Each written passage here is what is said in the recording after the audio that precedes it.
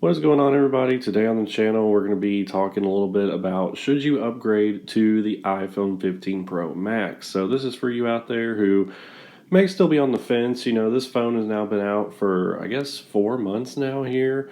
Well, it's been out for 3, but whenever it gets to the end of January, it'll be 4 months. So, I've had this phone since October, beginning of October. So, this is kind of my thoughts about it. I will still be having a full review of this phone. It's currently in production, so I hope to have that here in the next week or so for you guys. But this is just kind of my thoughts real quick about whether or not you should upgrade your phone here in 2024, or should you just wait until the iPhone 16 comes out. So let's go ahead and talk about this. Real quick before we talk about this, though, I forgot to mention, just want to wish you all a happy new year. Hope it was good for you, and I'm just thankful for all the support, subscribers, and everything like that we've gotten here on the channel in 2023. It was definitely a very good year, and I hope that 2024 is even a better year here. Anyways, let's talk about the 15 Pro Max. So I came from a 13 Pro. I was not ready to get a new phone, but then I thought to myself, well, I might as well go ahead and get this. I mean, there was some noticeable improvements, being 3 years behind in technology, and that's usually how tech goes, right? There's all these upgrades and things, and it kind of gets away from you pretty quick, and you don't realize what you're actually missing out on. So first off, there's a lot of improvements here.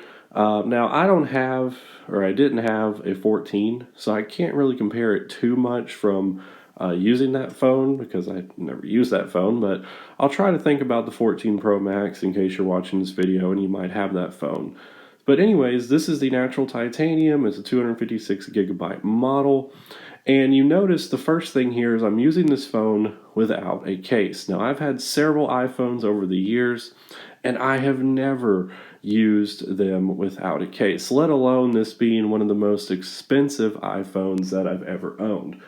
But the first thing I noticed when I took this phone out of the box is these new rounded edges. This titanium here gives it a really lightweight, and then the rounded edges make this phone super easy to hold in your hand. And that is what's crazy about it. So this is the first time I'm ever using a phone without a case. I don't have any Apple Care or anything like that, so I hope to goodness nothing happens to it. But this phone is so much easier to hold in your hand, and it's significantly lighter than the stainless steel iPhones were. So that is a pretty big deal. So if you've ever kind of been on the fence about using your iPhone without a case, or you want to use it without a case, you should definitely get the 15 or 15 Pro, any of the iPhone 15 lineup.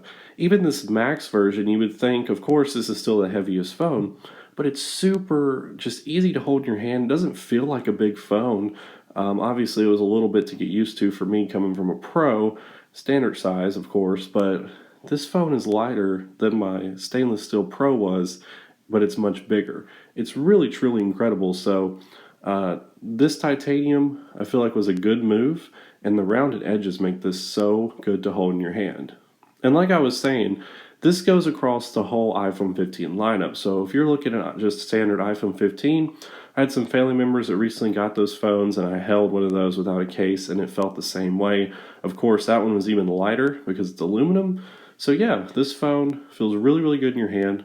Big noticeable improvement there. Another notable thing, of course, is the USB-C port. Now, you can decide whether or not this is worth the upgrade for yourself, but if you have a ton of USB-C devices, which I'm sure a lot of us have, then it's kind of just a no-brainer to go ahead and get your new iPhone with your USB-C port. It can make things a little bit easier for you. Of course, you can do a lot more things with this port. So yeah, USB-C. Another thing here, I don't necessarily think this is worth the upgrade, is the action button.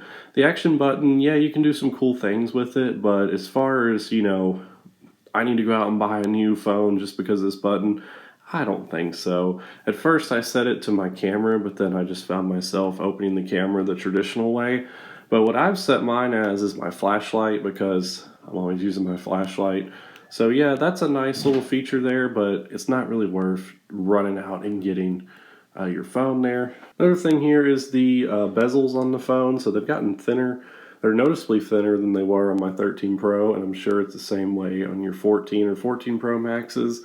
Also, the earpiece is almost non-existent. You can barely see it up there, so it's much smaller. And that just gives the phone a different look, makes your screen feel a little bit bigger. Also, camera improvements. You can now do standard 24 megapixel photos instead of 12 like on your 14 Pro. Now that just makes your photos much sharper and clearer looking. You can also do some different zoom features and different things like that. But overall, I mean, the camera is, it gets improved every year, but it's not a substantial improvement over like a 14 Pro Max. However, if you were coming from an older phone, then yeah, it's definitely a good improvement. Now, one thing I've kind of read online is that different performance aspects of this phone are much better than a 14 Pro Max, and I thought that'd kind of be the opposite. I thought really there wouldn't be that much difference, but from like kind of daily things you don't really think about, like your 5G and your battery life. Battery life, even though this is literally the same capacity battery as a 14 Pro Max, apparently battery life is just much better on this phone. I've certainly noticed that battery life is much better compared to my 13 Pro. That phone was already down to like a maximum capacity of 80%. This phone, literally my battery lasts me all day, no issues. I'm hardly ever even reaching like 50% battery with heavy use. So battery life is substantially greater on this phone. Now those are just some of the highlights. There's some other features here and there with this phone, but really at the end of the day, you're just wanting to know, should you upgrade to this phone? Well, really, if I would say if you had a 14 Pro Max, you might want to hold off one more year. I'm not sure what they're actually going to do for the 16, but all I know is that we've had essentially the same iPhone design since iPhone 10. We all know that. Yeah, it's changed a little bit, but as far as, notch and everything goes like that, we've simply had that for a while. Dynamic Island, I think, is really nice now, but, you have that on your 14, so it's just kind of interesting. Really, in my opinion, if you had a 14 Pro or Pro Max, I'd probably wait. 13 Pro is a little bit different though. I think you could probably wait one more year, just wait for the 16 to come out. But for me, I jumped to this phone because it is some noticeable improvements. Like I said, USB-C, the different design, different material compositions, it really makes for a good upgrade, I think, on your 13 Pro. Now, if you have anything older than that, then yeah, you might as well go ahead and upgrade to this phone. I think it'll definitely be worth it for you. But if you're definitely a heavy USB-C user, you might as well go ahead and get it. And I'm sure this year's iPhone, when it comes out, there's probably not going to be any substantial changes since they've literally just changed all the materials and things with this phone. I think what we'll see instead is a completely overhauled Apple Watch, since it'll be the Apple Watch Series 10. But yeah, guys, that's basically my thoughts about this. Let me know what you think about this. Did you make the upgrade to this phone in the comments down below? But anyways, guys, I'll catch you all in the next video.